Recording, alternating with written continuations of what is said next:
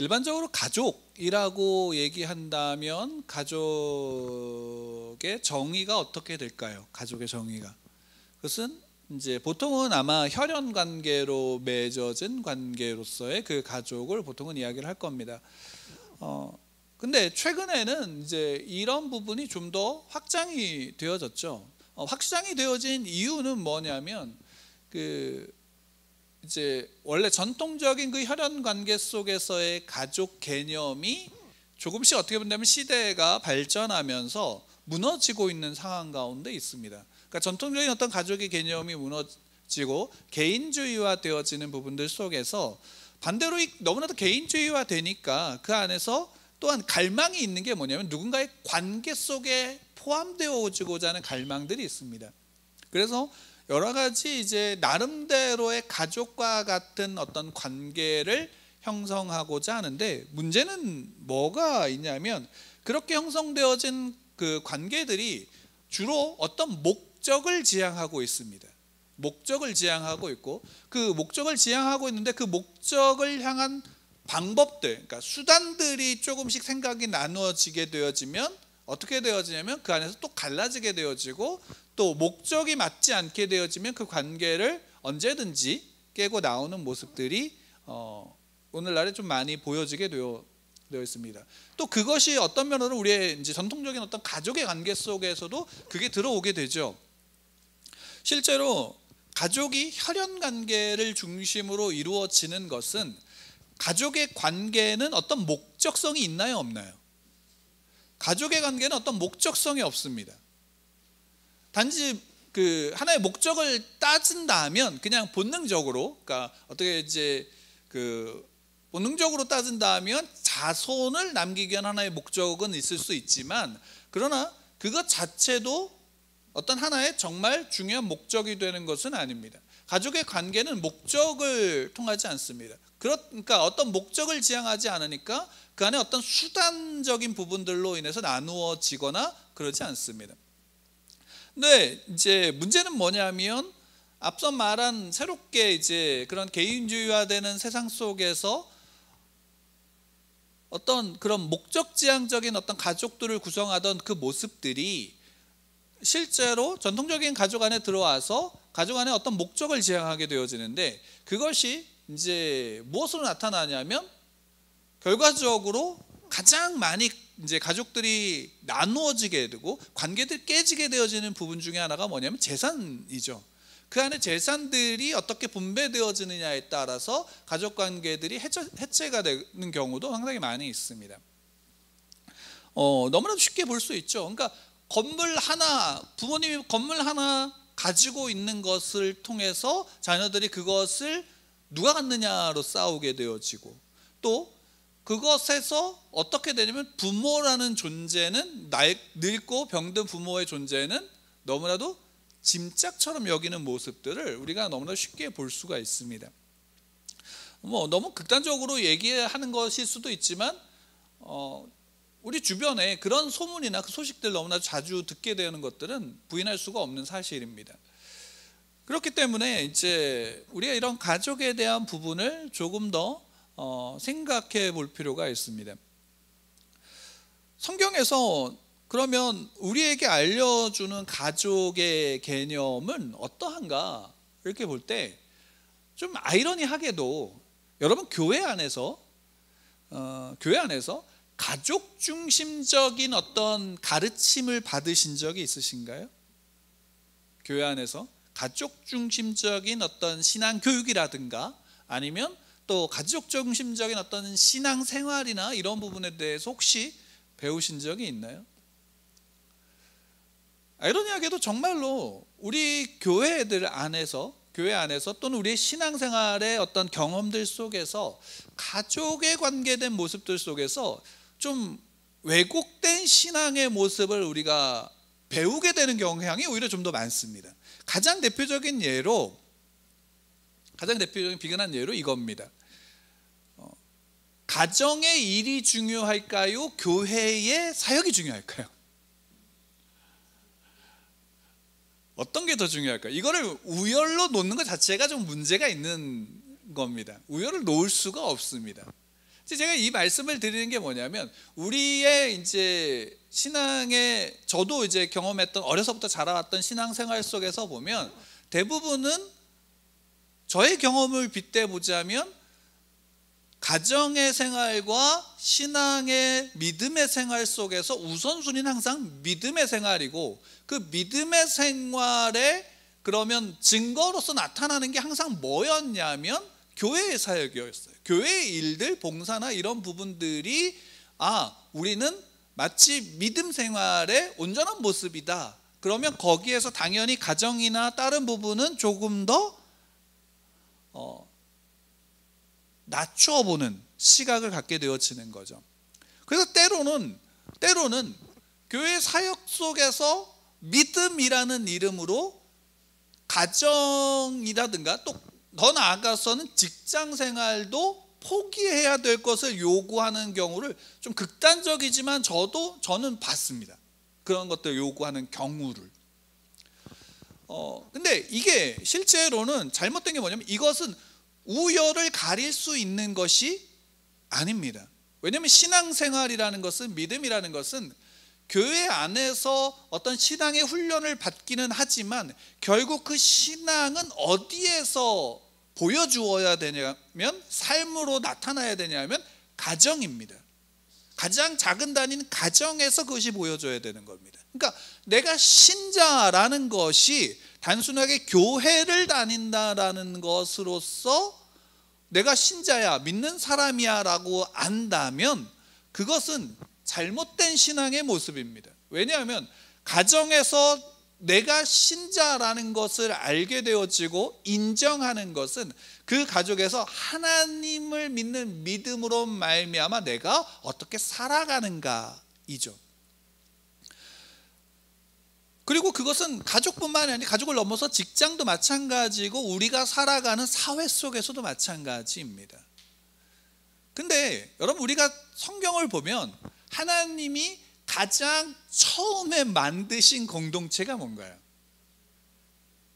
가족이죠.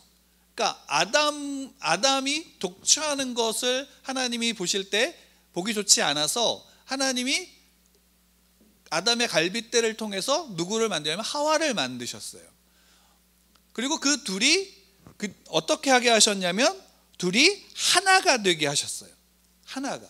그러니까 이게 부부입니다. 부부의 관계는 가족의 시작이라고 할 수 있는 그 부부의 관계는 남자가 여자를 만나서 둘이 어떻게 되냐면 하나가 되는 거죠. 또 반대로 여자가 남자를 만나서 하나가 되어지는 겁니다. 그러니까 한 몸이 되어진다라는 것은 바로 거기에 있습니다. 그러니까 결혼이라는 것은 굉장히 신성한 이유가 여기에 있죠. 전혀 다른 남녀가 만나서 서로가 하나가 되어지는 관계로서 인정하는 것, 그것이 이제 부부입니다. 그리고 그것이 가족의 시작입니다. 제가 이 말씀을 드리는 이유가 뭐냐면, 우리가 가족을 이야기할 때 성경에서 이야기하는 가족의 가장 중심은 뭘까라는 부분을 좀 고민하게 됐는데, 성경에서 가족을 이야기할 때 조금 생뚱맞지만 저는 오늘 우리가 함께 읽은 본문이 가족에 대한 이것이 모든 우리의 신앙의 근본이기도 하지만 가족이라고 하는 하나의 작은 공동체 안에 가장 중요한 요소가 여기에 있지 않을까라고 생각을 합니다. 또 실제로 성경을 보게 되어지면 그러합니다. 적어도 오늘 말씀을 보면 하나님이 사람을 창조하실 때 어떻게 창조하셨는지를 오늘 본문에서 잘 이야기를 하고 있습니다. 자, 26절 함께 우리가 다시 한번 읽을까요? 26절 말씀 시작. 하나님이 이르시되 우리의 형상을 따라 우리의 모양대로 우리가 만들고 그들로 바다의 물고기와 하늘의 새와 가축과 온 땅과 바다에 기는 모든 것을 다스리게 하자 하시고. 그러니까 사람을 만드는데 중요한 건 이거죠. 우리의 형상을 따라 우리의 모양대로 만드는, 그러니까 형상과 모양대로, 하나님의 형상과 모양대로 창조된 존재가 사람입니다. 그죠? 그리고 2장에 나아가면 이제 거기에는 1장에서 좀 더 보충하죠. 하나님이 친히 흙으로 사람을 빚으시고 그 코에 생기를 불어넣으셨습니다. 생기라는 것은 호흡이다라고 할 수도 있고 생명, 그러니까 하나님의 생명을 불어넣으신 거죠. 그러니까 하나님의 형상과 하나님의 모양대로 사람을 창조하셨는데 그 안에 그 생명은 누구의 생명이에요? 하나님의 생명이에요. 여러분 가만히 보세요. 우리가 부부가 결혼을 하여 자녀를 낳죠. 그 자녀는 누구를 닮았나요? 부모를 닮았습니다. 부모를 닮았습니다. 자녀는 부모를 닮았죠. 왜요? 부모로 말미암아 부모의, 우리가 이제 오늘날의 시간에 유전적인 모든 조건들이 그 부모의 유전자를 통해서 자녀에게 유전이 된 것이고, 그 자녀는 그 부모로 말미암아 뭘 얻은 거예요? 생명을 얻은 거예요.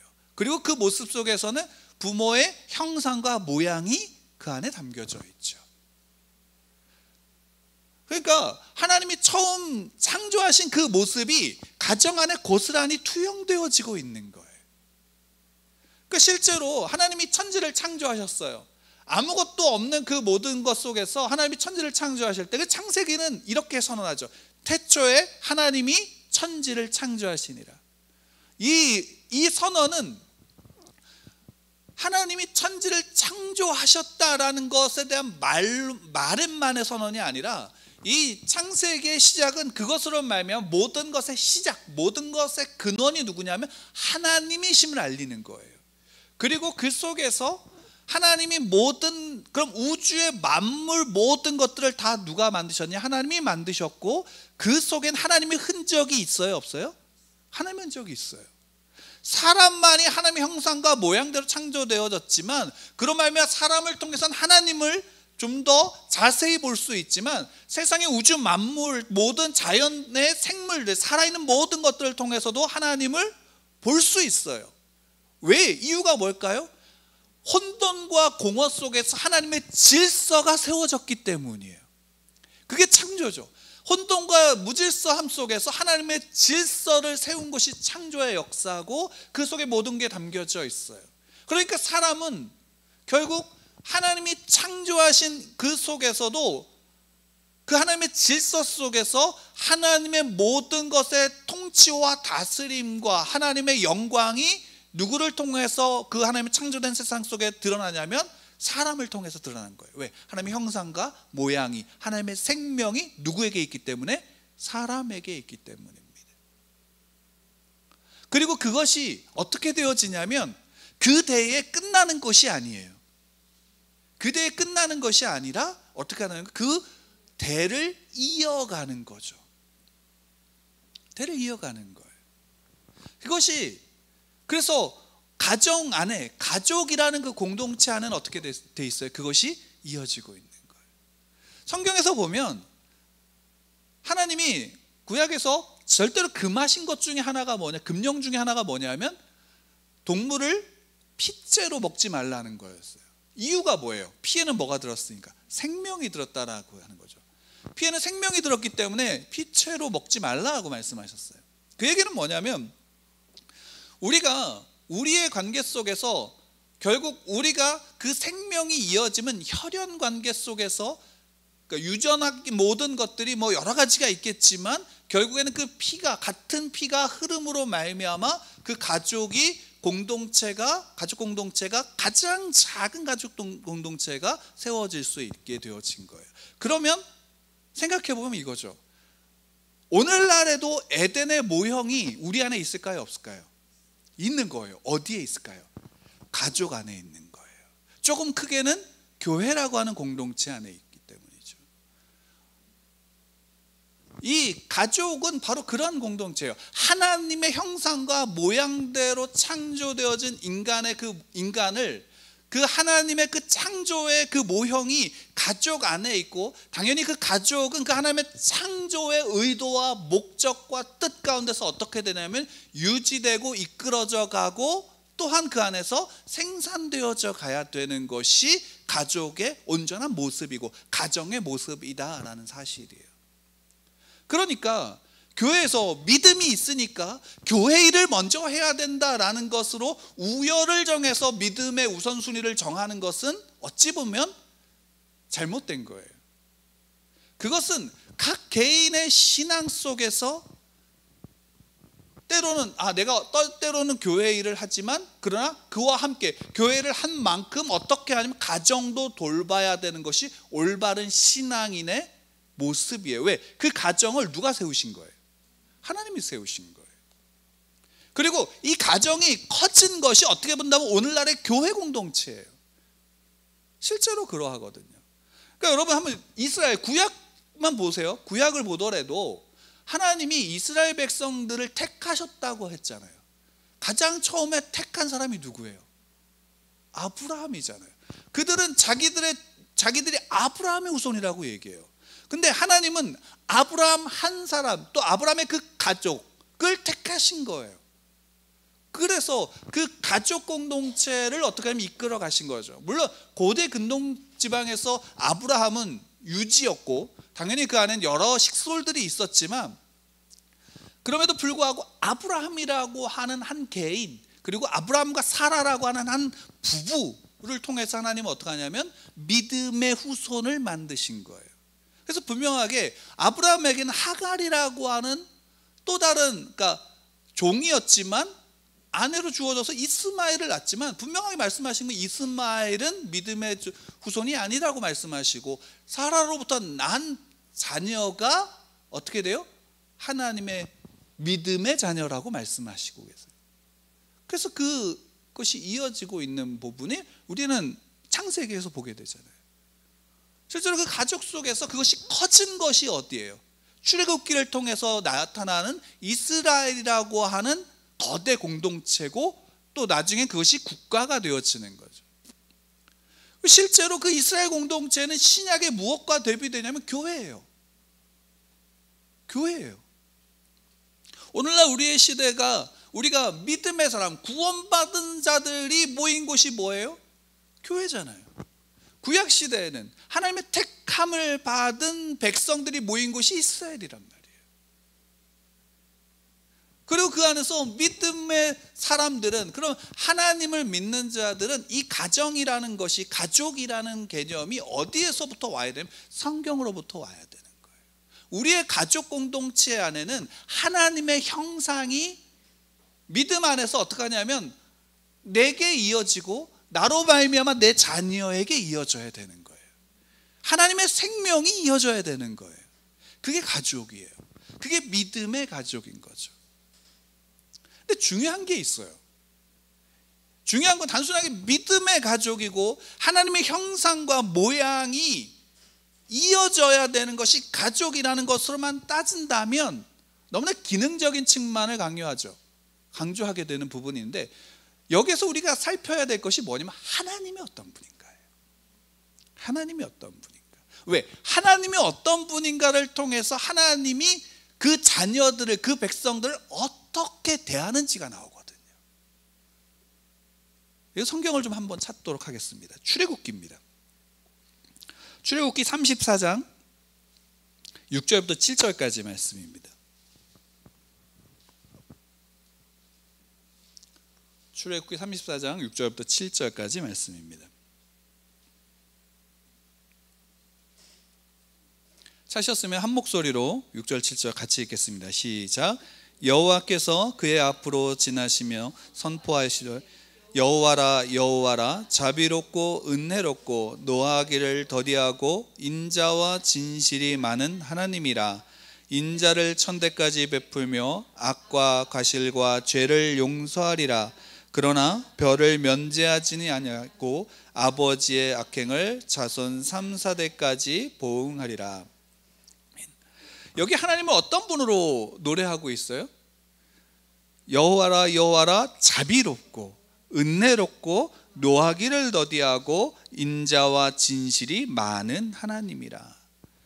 자비롭죠, 은혜롭죠, 노하기를 더디하는 하나님. 근데 문제는 뭐냐? 그렇다 그래서 죄를 용서하시긴 하지만 그 죄에 대한 책임까지 물리지는 않으시는 분이에요. 그 죄에 대한 책임까지도 짓게 하는 거죠. 대신 인자, 그 하나님의 뜻에 순종한 자들은 어떻게 해야 돼요?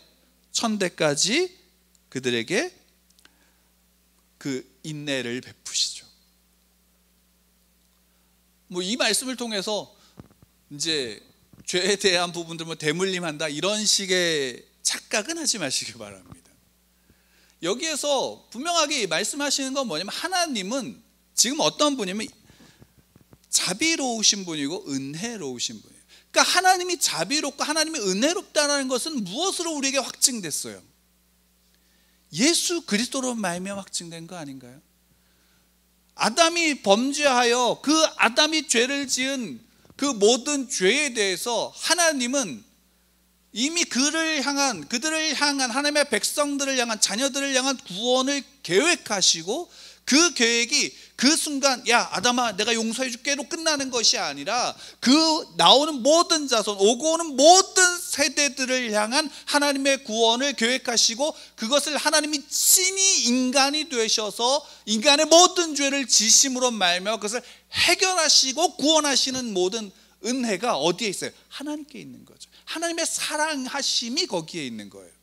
다만 거기에서 하나님은 분명하게 공의로우신 것은 뭐냐면, 그 죄에 대해서도 어떻게 하냐면 우리가 책임져야 되는 죄를 하나님이 지신 거예요.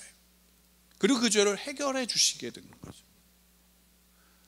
여러분, 그분이, 그래서 예수님께서 이 땅에 오셔서 하나님을 누구로 소개하고 계세요? 영접하는 자, 곧 그 이름을 믿는 자들에게는 하나님의 자녀가 되는 권세를 주셨다고 하잖아요. 그래서 우리는 하나님을 아바 아버지라고 부를 수 있잖아요. 이 아바 아버지라는 부른다는 것이 아빠 뭐 이런 식으로 부르는 의미가 아니라, 하나님을 온전히 나의 아버지로서 인정하는 높임이에요. 공경의 표현 속에서 있는 거예요. 그것을 조금 더 자연스럽게 표현한 거죠. 하나님 그런 분이다라는 거죠. 그러니까 하나님의 아버지이시면 하나님은 어떻게 우리를 대하고 계세요? 자비롭고 은혜롭고 노하기를 더디하시고, 우리가 그것을 깨달아 알고 올 때까지 어떻게 하시는 거예요? 참으시는 거예요. 인내하시는 거예요. 하나님을 순종하고 그 뜻 가운데 거하는 자들은 어떻게 하세요? 복을 주시고 품어주시지만, 죄를 지은 자들은 어떻게 되면 그들에 대한 죄에 대한 책임을 짓게 하시지만, 그렇다고 그들을 버리지 않으시는 거예요. 그리고 이 모습을 예수님께서 비유로 우리에게 잘 보여주신 비유가 있어요. 탕자의 비유죠. 탕자의 비유. 탕자의 두 아들이 나와요. 탕자의 두 아들이 나오는데, 작은 아들은 우리가 보여주기에는 오늘날의 우리의 모습과 너무나도 같지 않아요? 그렇지 않아요? 내 이익을, 내 것을 챙기고 아버지와 상관없이 살겠어라고 뛰쳐나가요. 물론 그 의도는 좋을 수 있어요. 아버지에게 인정받는 아들이 되고 싶어서일 수도 있어요. 뭐 여러 가지 좋게 해석할 수도 있지만, 어쨌든 아버지가 빨리 죽어야 돼 라고 말하고 나간 아들이 둘째 아들이에요. 그래서 다 실패하고 돌아왔을 때까지 아버지는 어떻게 하고 있냐면 기다리죠. 그리고 그가 돌아왔을 때, 모든 것을 잃고 돌아왔을 때 그에 대해서 어떻게 소개하고 있어요? 죽었다가 살아난 아들이다 라고 보죠. 그가 어떤 행동을 했던, 어떤 모습을 가졌던, 그를 내 아들이 아니야 라고 말하지 않고 기다리고 품어주시고, 다시 죽었던 아들을 살아 돌아왔다. 그래서 그 지위를 회복시켜 주시죠. 근데 첫째 아들 또한 너무나도 우리의 모습이에요. 내가 아버지 앞에 이렇게 했는데, 가장 가까이에서 아버지를 모셨는데, 중요한 건 뭐예요? 나한테는 송아지 한 마리 잡아주지 않았는데, 잔치 한번 벌어주지 않았는데, 쟤는 다 잃어버리고 다 해주고, 저 동생은 그를 위해선 잔치를 벌여? 이해할 수가 없는 아들. 근데 거기서 아버지가 큰 아들한테 얘기하죠. 얘야, 이 모든 게 네 것이야 라고 얘기하죠. 그러니까 두 아들 모두 다 누구를 모르는 거예요? 아버지를 모르는 거예요. 여러분 오늘날 가정의 모습을 보세요. 여러분 우리는 하나님을 우리 가정의 가장 중심이 돼서 우리 가족의 가장 중심이 돼서 우리가 알아야 될 우리의 아버지는 누구예요? 하나님이시죠. 근데 우리가 하나님을 아나요? 믿음의 가족이라고 해서 어떻게 해야 돼, 저렇게 해야 돼, 이렇게 해야 돼 문제가 아니에요. 믿음의 가족이기 때문에 성경에서 우리에게 나의 아버지로 보여주신 그분이 어떤 분인지 우리는 아냐고요. 은혜롭고 자비로우며 노하기를 더디하시는 하나님이신 줄 아냐고요. 용서하시는 하나님이신 줄 아냐고요. 그럼 문제는 뭐냐면 내 가족에게 내가 그렇게 하고 있는가라는 거죠. 믿음의 사람이라면, 믿음의 삶이라면 내 가족에게 내가 그렇게 하고 있는가, 아버지를 어떤 분인지 알기 때문에 내가 그렇게 하고 있는가인 거죠. 내 아내를, 내 남편을, 내 자녀들을, 아들을, 딸을 어떻게 대하고 있습니까? 오늘날 사단이 가정을 깨는 가장 교묘하면서도 가장 확실한 방법이 뭔지 아세요? 우리가 너무나 자주 하는 말이에요. 저 어렸을 때 많이 들었고요. 저 또한 가끔 이 말을 하려고 하는 욕망이 튀어나올 때가 있어요. 너를 위해서 그래. 참 좋은 말이죠. 나를 위해서 그런 거 아니야. 너를 위해서 그래. 너를 위해서 이렇게 하고 있어. 너를 위해서 너에게 이런 걸 요구하고 있어. 근데 정작 오늘날 많은 부모가 내 자녀가 어떤지를 알까요, 모를까요? 몰라요. 내 자녀가 무엇을 잘하는지 아는 것 같지만 몰라요. 무엇을 원하는지, 어떤 말을 하고 싶어 하는지. 왜요? 내가 너의 얘기를 들을 필요 없고 너는 내 얘기만 들으면 돼가 아닌가요? 근데 성경에서 하나님은 어떠신가요? 은혜롭고 자비롭다라는 건 뭐예요? 노하기를 더디하신다는 건 뭘까요? 기다리신다는 거죠. 그리고 성경에 가장 많이 표현되어지는 것 중에 하나가 뭐냐면 알다 하죠. 나는 너를 알아. 야다라고 하는 히브리어로 표현되어진 난 너를 알아. 이걸 좀 적나라하게 표현한다면 이거죠. 부부의 모든 관계 속에서 안다라는 의미예요. 부부의 모든 관계 속에서 부부를 서로 안다라는 의미예요. 하나님이 나를 그렇게 아신다. 그렇게 아시는 이유가 있죠. 왜? 하나님이 나를 창조하셨으니까. 근데 되게 재밌는 사실은 뭐냐면 창조하셨는데 우리를 다 똑같이 만들지 않으셨어요. 하나님의 형상과 모양대로 창조했다면 다 그 모양에 닮은 모습으로 다 창조해야 되는데 그렇지 않아요. 다 우리 달라요. 성격이 같나요? 여러분 두 분이 같이 사는 부부의 성격이 같으신가요? 재밌는 사실은 뭐냐면 자녀도 달라요. 자녀도 달라요. 제가 이제 저랑 같이 공부한 목사님 한 분이 저기 다른서 그 중동 쪽에서 선교를 하시다가 또 아프리카에도 계셨고 이렇게 하시고 이제 지금 한국에서 목회를 하고 계시는데 그분이 이제 SNS에 쓴 글 중에 하나가 뭐냐면 그 자녀를 향한 또 가족의 그 표현이었어요. 뭐냐면 아내는 굉장히 이성적이고 유쾌한 사람이라면, 외향적인 사람이고 유쾌하다면 자기 자신은, 그 목사님은 내향적이고 감성적인 사람이에요. 근데 그 딸, 자녀는 뭐라고 표현했냐면 딸은 외향적이면서 감성적이라고 표현했어요. 그래서 가만히 그걸 보면 되게 잘 표현했어요. 그 아이를 참 잘 키우고 있는데 그 아이를 보면 그런 거죠. 근데 반대로 내가 그 입장에 대해서 저는 내향적이고 감성적인데 외향적이고 감성적인 사람을 제가 이해할 수 있을까요? 감성적인 부분은 이해할 수 있지만 외향적인 부분은 이해하기 참 쉽지 않아요. 왜? 내가 나하고 다른 부분이 있기 때문에. 근데 실제로 자녀들은 부모가 가지고 있는, 때로는 부모가 이런 건 없었으면 좋겠다라는 부분을 꼭 닮아서 나오고, 또 그와 함께 나는 이런 모습을 싫어하는 그 모습들이 또 함께 닮아 나오는 모습들이 참 많죠. 왜? 그 관계 속에서 다른 거예요.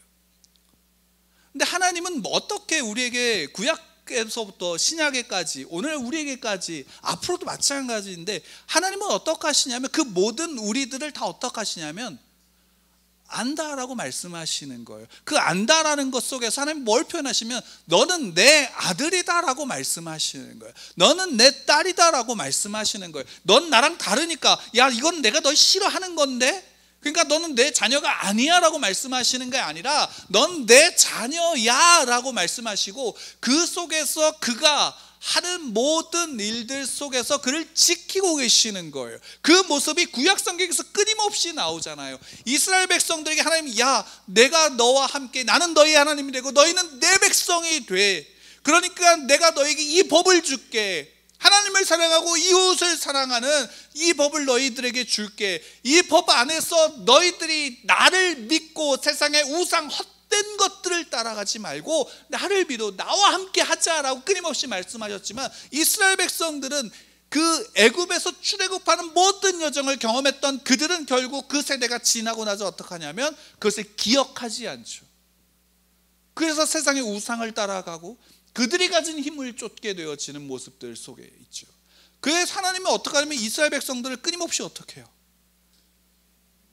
그들에게 끊임없이 선지자들을 보내잖아요.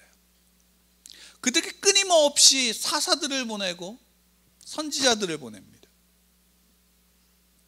왕을 원하는 그들에게 왕을 세우게 하죠. 가장 이상적인 왕인 다윗을 그들에게 보여주죠.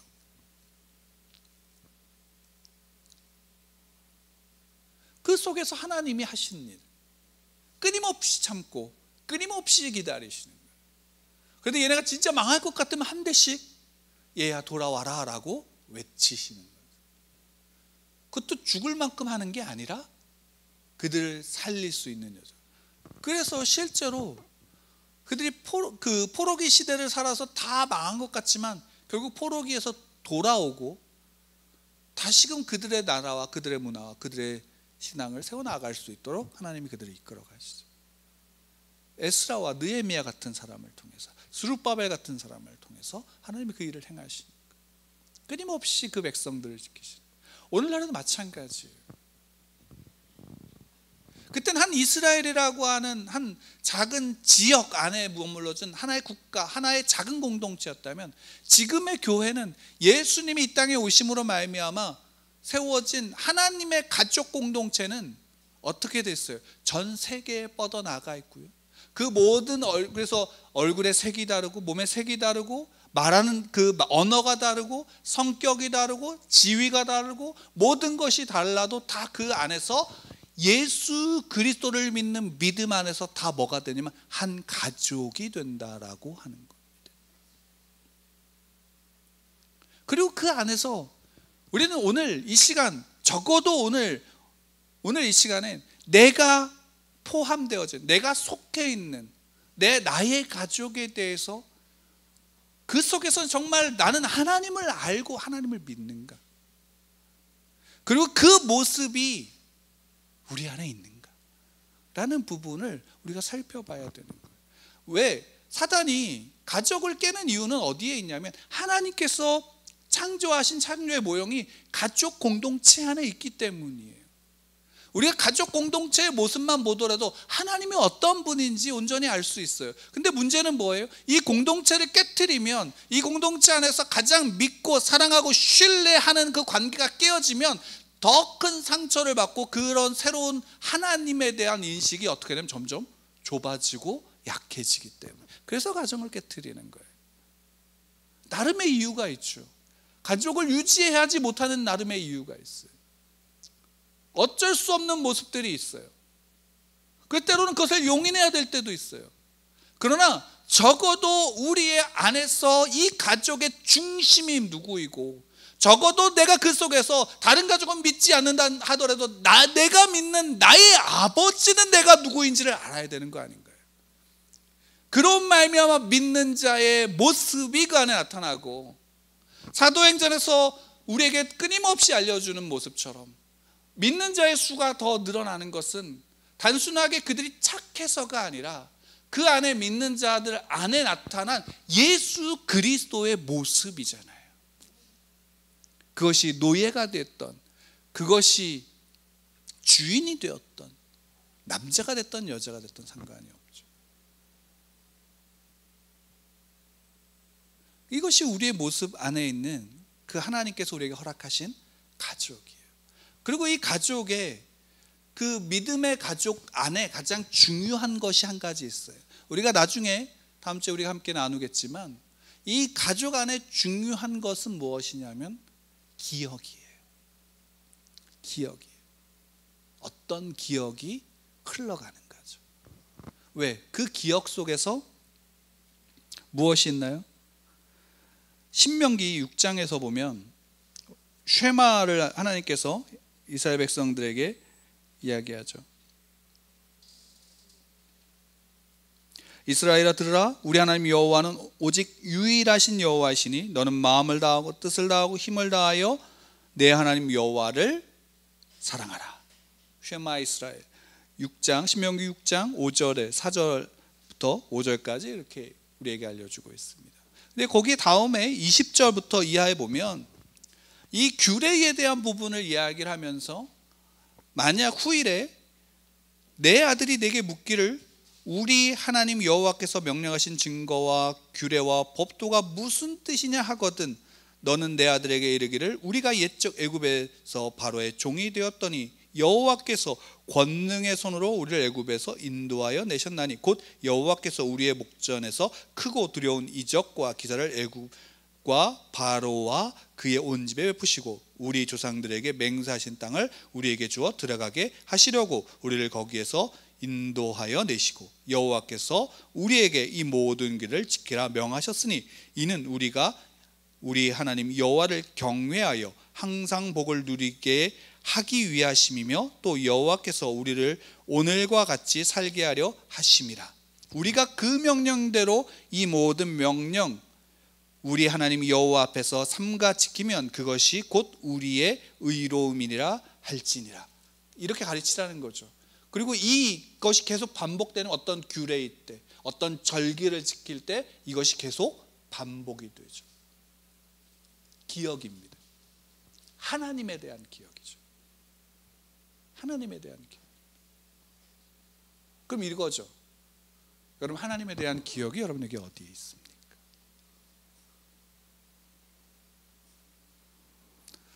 적어도 성경이 하나님의 말씀이신 것을 믿으시나요? 그럼 하나님의 기억은 여기에 있습니다. 또 여러분의 개인의 체험 속에서도 하나님의 기억이 있을 겁니다. 그것을 통해서 우리에게 분명하게 알게 해야 될 것은 뭐냐면 우리의 자녀들에게 이 기억이 넘어가게 해야 되는 것입니다. 그것이 하나님의 모양과 하나님의 형상대로 창조된 사람, 그리고 그 가족 속에서 나의 형상과 모양으로 이어지고 생명이 이어진 나의 자녀에게 끊임없이 이어지는 것, 이게 교회가 아닌가요? 가족의 가정은 교회입니다. 그리고 더 나아가서 가정은 에덴의 모형입니다. 그럼 우리는 이 생각을 해야 됩니다. 과연 에덴에 있는가? 하나님의 창조하신 창조의 그 모습, 에덴의 회복,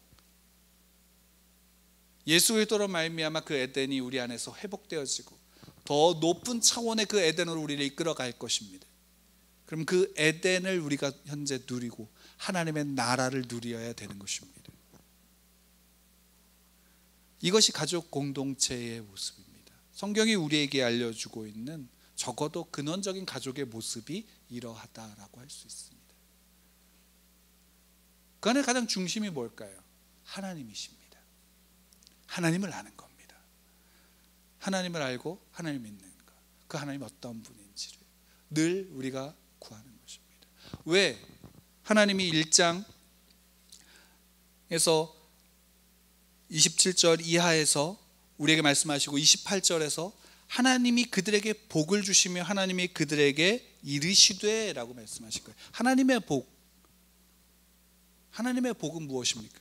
생육하여 번성하여 땅에 충만하라, 땅을 정복하고 바다의 물고기와 하늘의 새와 땅의 모든 짐승들을 다스려라. 생육하고 번성하여 땅에 충만하는 것. 여러분 그리스도인들은 땅을 정복해야 합니다. 다스려야 합니다. 이유는 무엇일까요? 그것을 내 발 아래 놓기 위해서가 아닙니다. 그것을 통해서 하나님을 보게 하기 위해서입니다. 마치 무엇과 같냐면 로마 시대에 황제를 숭배할 때 각 도시마다 무엇을 세웠는지 아세요? 황제의 동상 또는 흉상이라든가 뭐 이런 것들을 세워놨어요. 그리고 그 앞에서 경배했죠. 근데 그 모습은 단지 제사를 드리고 또 숭배를 받기 위한 모습뿐만이 아니라 무엇이냐면 그것이 지역마다 세워짐으로 말미암아 이 땅은 황제의 통치를 받고 있다라는 걸 보여주는 거예요.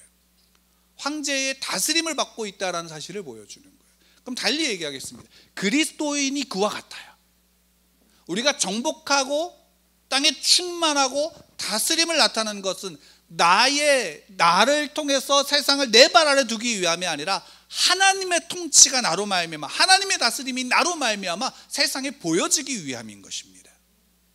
우리의 가족이 그러한 역할을 해야 되는 것이고 또 그 속에서 하나님의 사랑이 우리로 말미암아 세상에 흘러가야 되는 것입니다.